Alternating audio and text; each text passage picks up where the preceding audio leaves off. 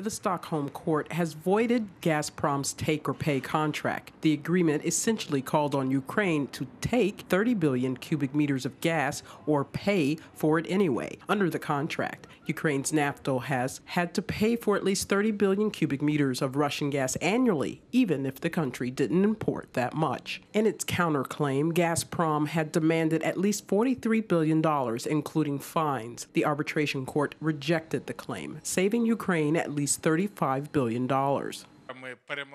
We have won in Stockholm. We've practically achieved the energy independence for our country. We have stopped the attempts to deceive Ukrainians. I'm sure that everyone is going to feel it in the near future.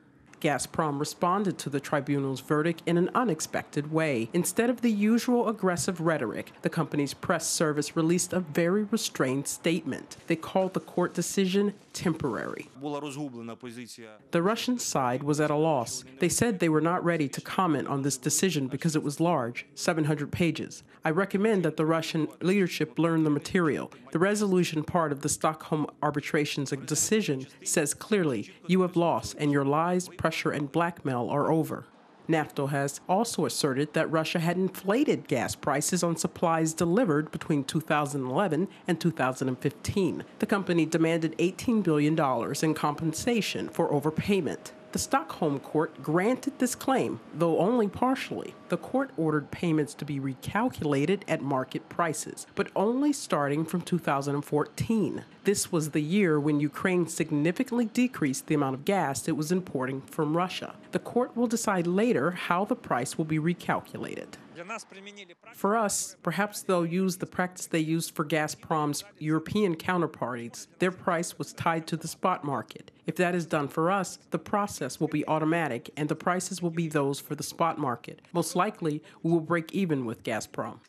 Ukraine's victory in Stockholm will have some immediate positive effects. Ukraine will now be able to close a multi-billion-dollar hole in its budget. The country has been making payments to Russia averaging about $4 billion a year. In addition, Gazprom has lost a hold on its largest buyer. Ukraine has not bought a single drop of gas from Russia for almost a year and a half. In the past, the country could easily consume up to 60 billion cubic meters a year.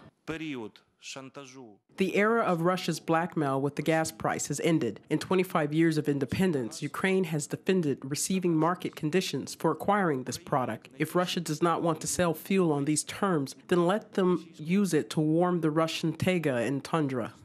Experts believe that the victory in Stockholm will stimulate Ukraine to improve its own gas production. It could lead as well to further market reform and modernization of the gas transportation system. This is a very good sign for the gas sector, meaning that Naftogaz is an entity you can work with and which does not have the sword of Damocles represented by $48 billion of debt hanging over it. Another lawsuit is waiting its turn at the Stockholm Arbitration Tribunal Court, this one about gas transit. In it, Naftogaz demands that Gazprom review its tariff and the additional payment of $12 billion.